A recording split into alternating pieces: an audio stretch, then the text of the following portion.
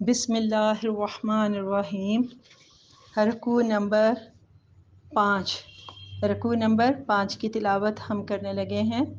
یا بنی اسرائیل اذکروا نعمتی اللتی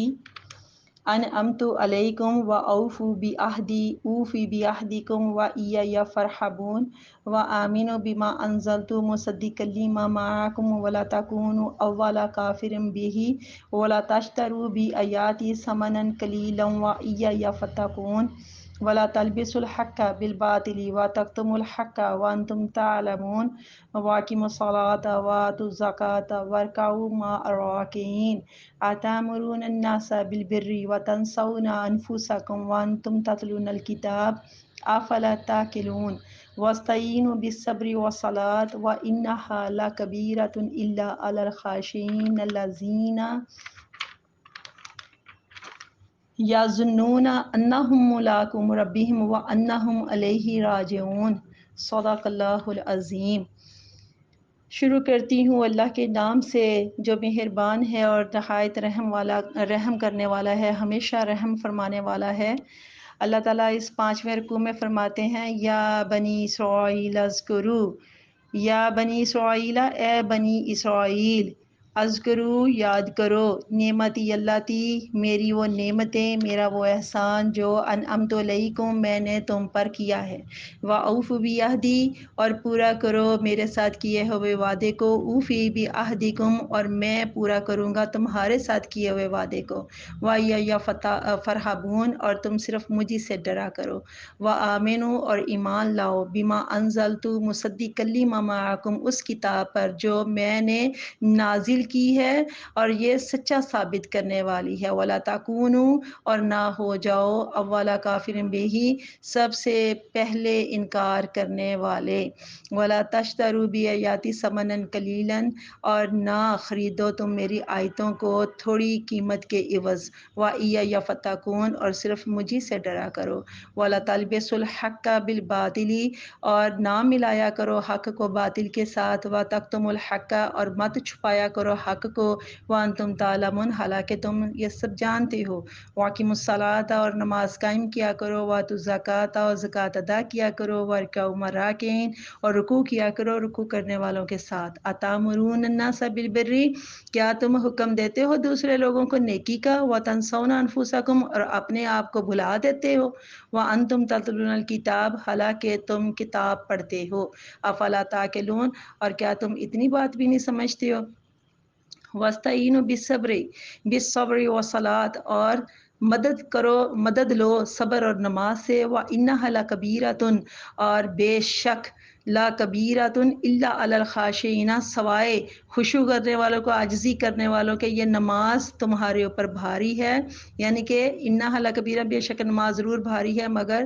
عاجزی کرنے والوں کے اوپر یہ بھاری نہیں ہے۔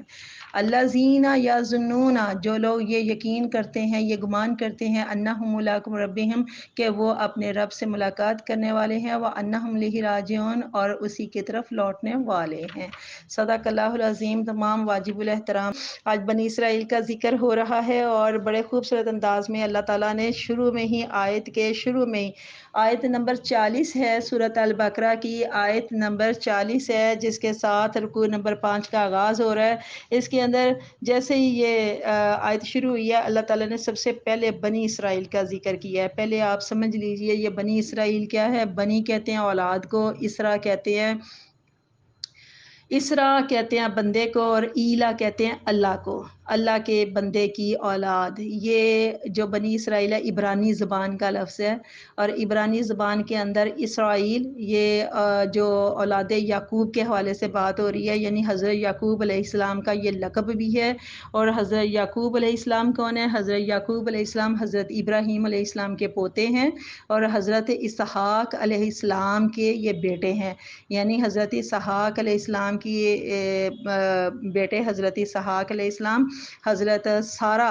علیہ السلام کے بطن سے تھے، اور ان کی پھر آگے جو اولاد ہے حضرت یعقوب علیہ السلام، ان کا لقب بنی اسرائیل کہلایا، اور ان کی جو اولاد تھی وہ بنی اسرائیل کہلائی۔ تو اللہ تعالیٰ ان کو مخاطب کر کے کہہ رہا ہے کہ اے بنی اسرائیل، اللہ تعالیٰ نے یہودیوں کو بھی بار بار اس طرح سے مخاطب کر کے بہت دفعہ قرآن میں جا بجا مقامات کے اوپر اللہ تعالیٰ نے اسی طرح سے مخاطب کیا ہے اور اسی طرح سے بات کی ہے ان کو مخاطب کر کے کہ اے بنی اسرائیل، اے اولاد یعقوب۔ تو اللہ تعالیٰ فرماتے ہیں کہ اے اولاد یعقوب، اے بنی اسرائیل، میری نعمتوں کو یاد کرو۔ آپ دیکھیں سب سے پہلے تو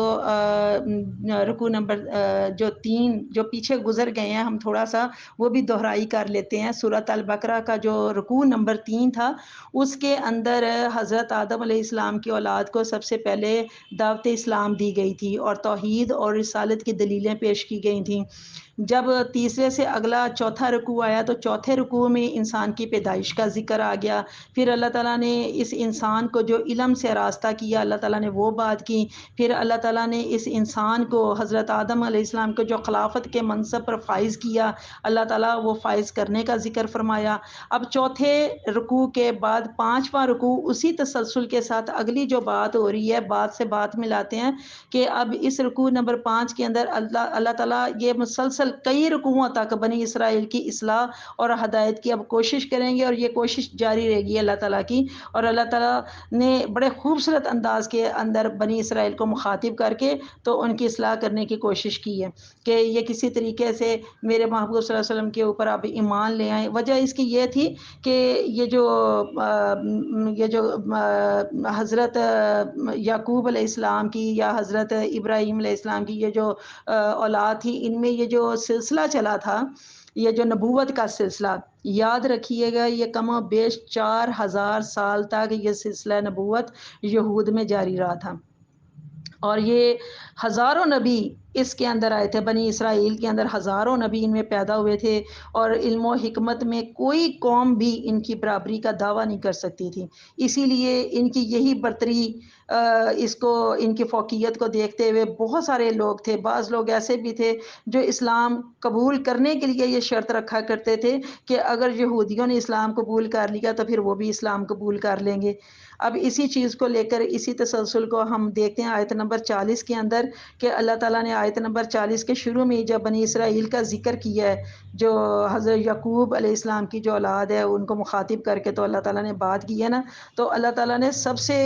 خوبصورت جو بات کی ہے نا یہی کہا ہے کہ میری نعمتوں کو یاد کرو کہ میں نے تمہیں ساری قوموں کے اوپر، باقی جتنی بھی مطلب قومیں تھیں ان کے اوپر آپ کو فوقیت دی ہوئی تھی، برتری دی ہوئی تھی، بڑے آپ لوگوں کے اوپر احسان کیے تھے، نعمتیں دی تھیں، اور آپ لوگوں نے ہر چیز کو پس پشت ڈال دیا۔ اور پھر اللہ تعالیٰ نے آیت نمبر 41 کے اندر آگے چل کر کہا کہ یہ جو تھوڑی سی قیمت تم لے لیتے ہو نا یہ نہ لیا کرو۔ اس تھوڑی سی ثمناً قلیلا، تھوڑی قیمت کا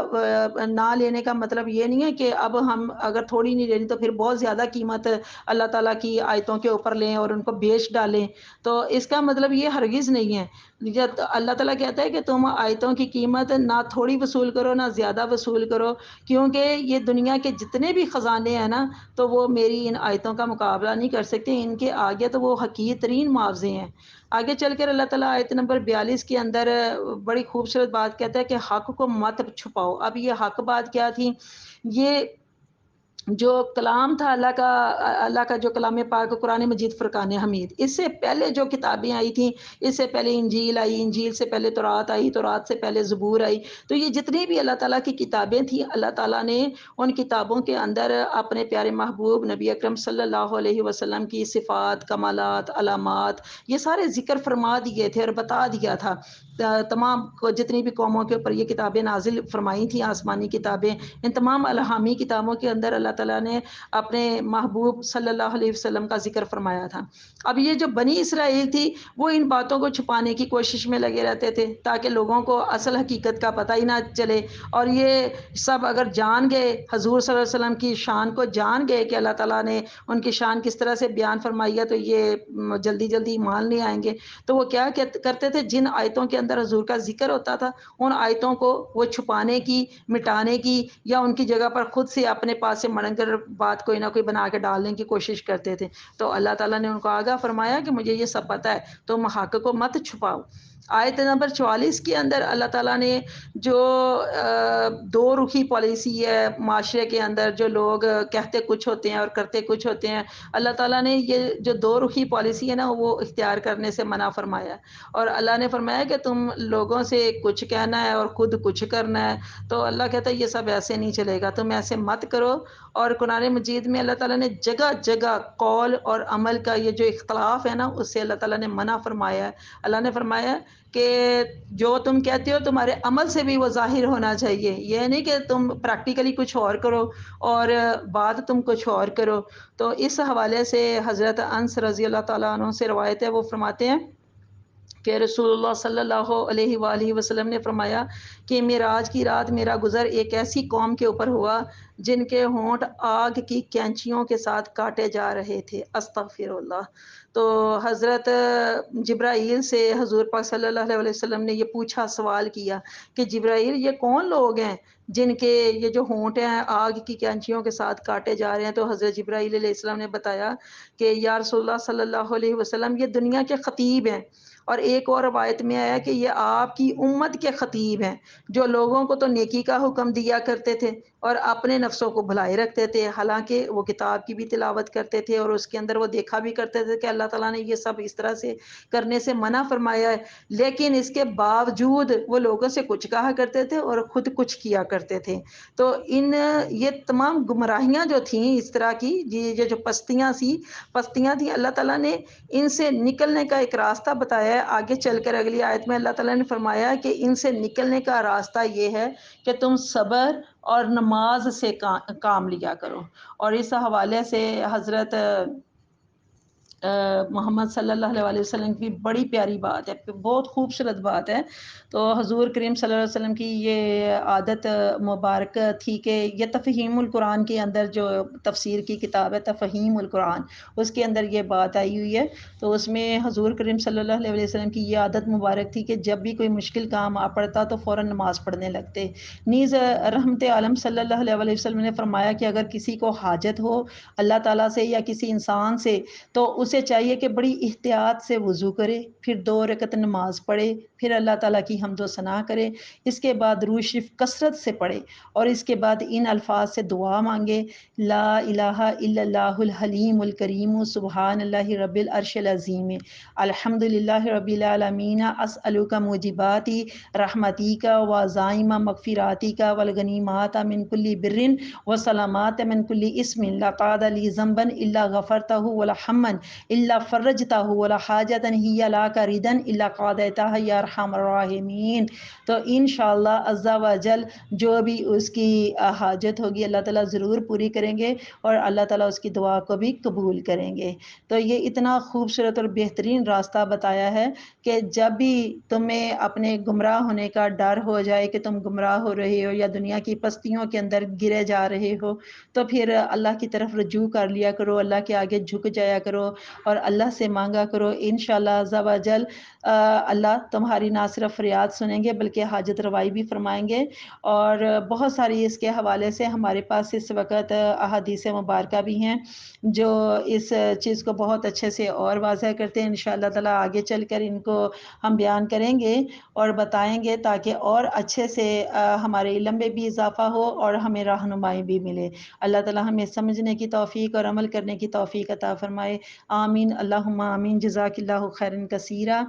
السلام علیکم ورحمۃ اللہ. میرے اس چینل قرآن ہماری زندگی کو آپ سب لائک بھی کیجئے، کمنٹ بھی کیجئے اور سبسکرائب کے ساتھ ساتھ بیل آئیکن کو بھی دبا دیں تاکہ میری تمام ویڈیوز آپ کو بر وقت ملتی رہیں. اللہ تعالیٰ آپ سب کا حامی و ناصر ہو. اللہ حافظ.